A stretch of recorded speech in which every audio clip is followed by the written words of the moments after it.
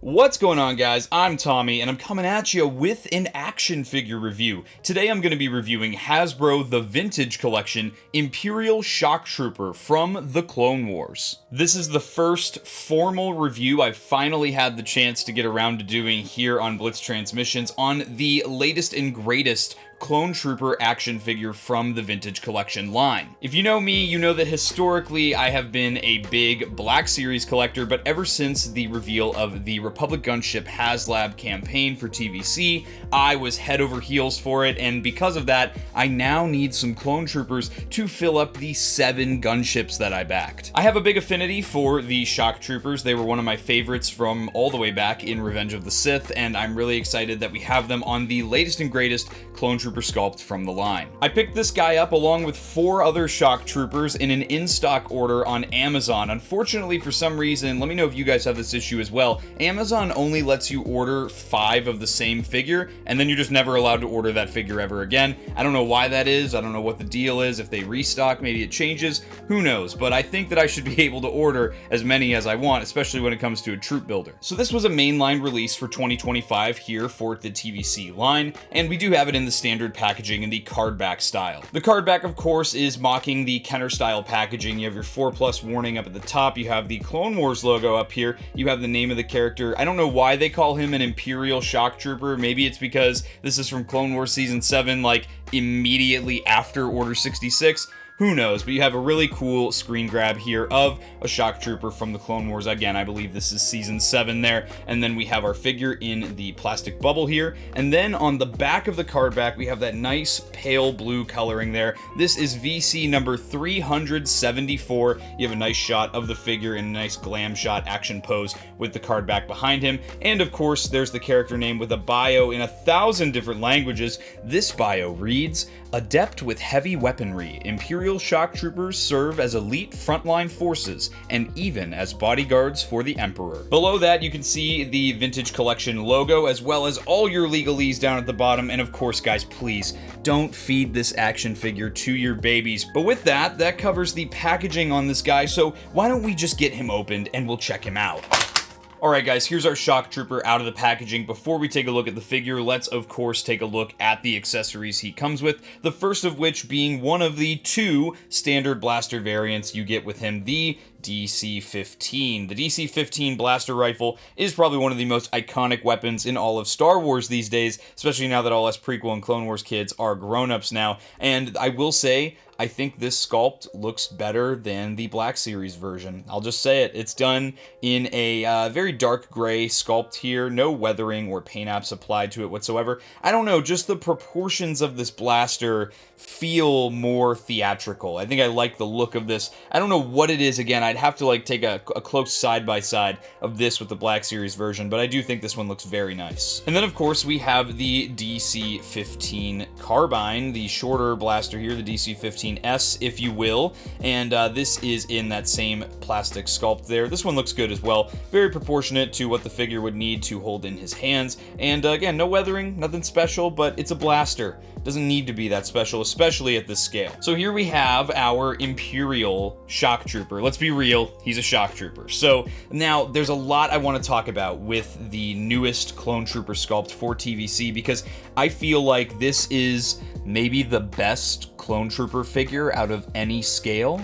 And there's reasons for that. So I think I definitely want to start off talking about the helmet. I think that the advantage that this helmet has over the Black Series one, and something that honestly I wasn't as into Clone Troopers in the Vintage Collection, especially opening them. I mean, I have almost every TVC Clone Trooper on card, but I never felt like I wanted to open them until finally, after years and years and years, they did away with the removable helmet gimmick. A lot of times the removable helmets would make these guys just have bobbleheads, and there's no way around that at a scale this small. So going with the decision to have no Tamara Morrison head underneath and having just the helmet is a very great decision. You can see how proportionate this is to the rest of the body, and it looks great, very much like what we see in Episode 3, Revenge of the Sith. Taking a close look at detail details and paint apps, you can see that he has the red on the fin on the top of the helmet here. He has the little shock trooper tick marks. That is a shock trooper specific, detail there for all throughout Star Wars, actually, these little tick marks above the brow. You'll see that the way these are painted on, or printed on, I should say,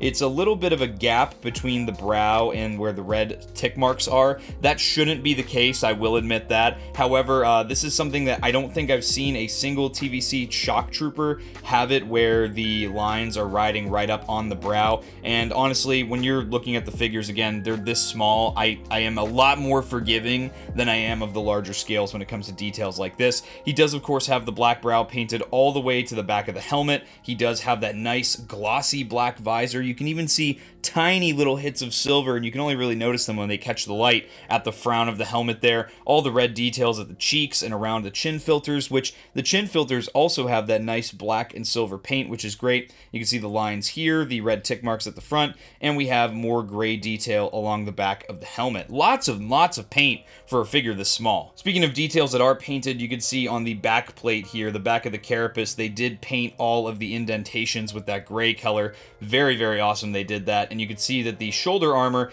is painted in red. For some reason, they did this. Hasbro does this from time to time, where they do some like chipping on the paint. I'd rather have my clone troopers clean or have them weathered. I personally prefer for them not to have a clean armor look with chipped paint on the armor. I don't know, it's just my personal thing. Let me know what you guys have your opinion. Now, what's really interesting about the way that these shoulders work, and we'll talk more about this when we get into articulation, but you'll see you can't see the hinge exposed here that goes up into the torso. That's because, like the old 2020 Black Series Clone Trooper, this is a very thin, rubbery piece of plastic here that is glued to the bicep armor, and it exposes the shoulder. We'll talk about why I like this detail so much for the TVC clones in a bit. You can see the striping on the bicep plates done in red, the chest is done in red, and then other than that, you just have basic armor here. You have the trigger finger sculpted in the right hand and more of a C-gripping hand for the left. Down here at the abdomen armor, we have the nice accurate detail to the movies. The belt is done in red, a pretty decent color match, and they did paint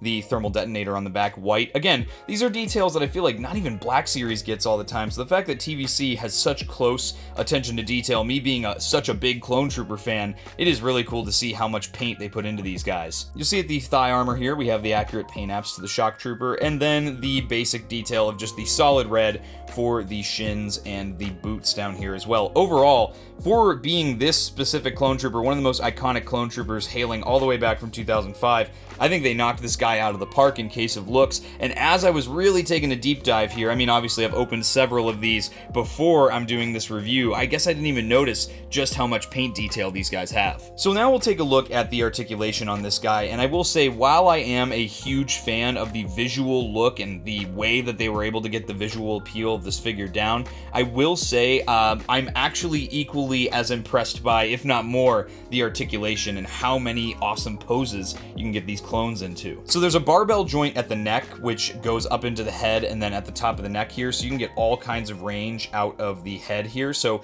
you can get the trooper to look down, which is great. You can also get him to look up a decent amount, which is good too. You can get some good tilt out of that head for attitude and some right and some left. Now, again, I did allude to earlier the shoulder armor here. The shoulder armor is great because you do have your basic hinge and swivel at the shoulders. However, you can use this one of two ways. You can bring that shoulder armor up over the carapace here and really get past that 90-degree mark on that hinge, or if you don't want to warp the shoulder armor and you think it looks a little goofy when the shoulder armor is riding up over the carapace, you can also have it so the shoulder armor tucks up underneath the carapace here, and you can have two different ways to articulate the figure. And no, you can have the figure posed like this and it's not going to warp or cut or dent the plastic on the shoulder armor. It is an ingenious system, and for somebody like me who really doesn't like the look of the shoulder armor over the carapace, having the ability to pose it both ways is so ingenious in terms of engineering of action figures. Aside from the 90 degrees that you can get at that hinge there, you can also get the 360-degree swivel, which is on a ratcheted joint.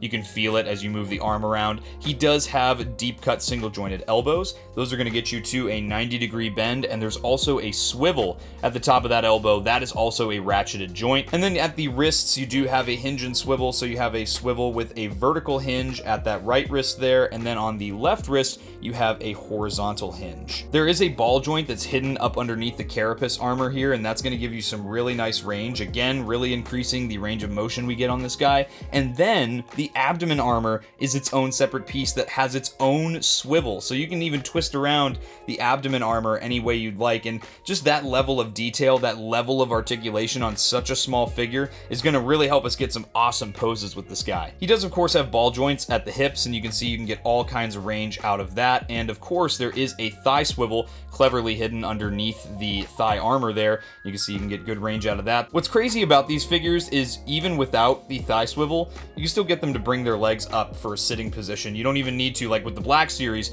you have to twist the leg armor to get them to get in a sitting position. Somehow TVC pulled it off, so you don't even have to do that. I don't know how they did it. I don't know how it makes sense, but it's amazing. We also have a deep cut single jointed hinge at the knees here. You'll see that gets you about 90 degrees bend, and there is again a ratcheted swivel at the top of the knee, which is great. Love to see that. And then we have a forward facing pin for rocker at the ankle with a hinge that's going to get you some decent forward there and some decent back as well. Overall, man, I am blown away. This is like truly one of the most impressive and fun to play with action figures that I've had in a really, really long time. I think it's also just because this is really my first deep dive into TVC, like opening and playing with the figures, and the Clone Troopers are hands down my favorite. So we'll check them out with some blasters here. The DC-15S does fit nicely into one hand here. You'll see it passes the shake test nicely. And here's just a basic pose with this figure before I start really flexing the range of articulation this guy has. You can see here I've got him into a two-handed blaster holding pose, and he's got a much lower stance. This is me kind of mimicking what we see the Clone Troopers shooting blasters like a lot in Revenge of the Sith, down near the hip and that wider stance there. Again, mocking the original trilogy Stormtrooper shooting style. As for the DC-15 long rifle here, you can get that into one hand very nicely. Again, passing the shake test there. Here he is in a two-handed pose. Again, a little bit more of a basic pose here, but just the presence of this figure is so impressive to me. And just to flex how cool these guys look in a squad, here are all 5 of the shock troopers that I ordered off of Amazon, and man, these guys just look amazing. Look at all the unique and very dynamic, natural looking poses you can get these guys into. If you don't think this is the best clone trooper in at least the 3 3/4 inch scale, I don't know what to tell you, because if you look at this and you think that something else is better, I don't see how that's possible. But with that, guys, that's gonna wrap it up for this review. I think this is absolutely a figure you should get if you're looking to kind of dip your toes into TVC. If you're looking for a good entry level figure, it's not too complicated, not too niche. I think any of the newest clone troopers that do not have the removable helmet that are on this latest clone trooper sculpt are the way to go. I will be reviewing several more TVC clone troopers in the near future, so definitely keep a lookout for that, but this is definitely a figure worth getting for your collection. But with that, guys, I hope you enjoyed this review. If you did and you're not yet subscribed, subscribe to Blitz Transmissions. I've got awesome Star Wars content coming out all the time. If you're an ARC trooper in my Patreon, you would have seen this review early. If you'd like access to early content, monthly giveaways, and other awesome benefits, the link to my Patreon is in the description below. Become an ARC trooper for just $4.99 a month. If you're a fan of the reviews I do here on YouTube, or you'd like to support the YouTube channel more directly, you could also check out my YouTube channel membership, Rancor Battalion, for just 99 cents a month. It gives you access to all my reviews early, exclusive badges, priority replies in my comment section, and you get to vote on what I review next for the channel, just like the Patreon members do. Fun fact, this review was voted on by members of my Patreon and my channel membership to be one of the next reviews I do for the channel. If you'd like some Blitz Transmissions swag, you could always head over to the Blitz Transmissions Armory over on Printify. Link to that is in the description below, as well as links to my Discord and all my social media. Guys, I hope you enjoyed this review. I'll catch you for the next one, and may the Force be with you. Breaking off all units, fire at will. 1-2, pick your targets. Too many, Captain. Watch your stabilizer, Gold 6. Anybody cover me. I got 2 vultures on my tail. You've got to hold them here. Watch your left. I can't shake them. I'm hit. I'm hit. Where's our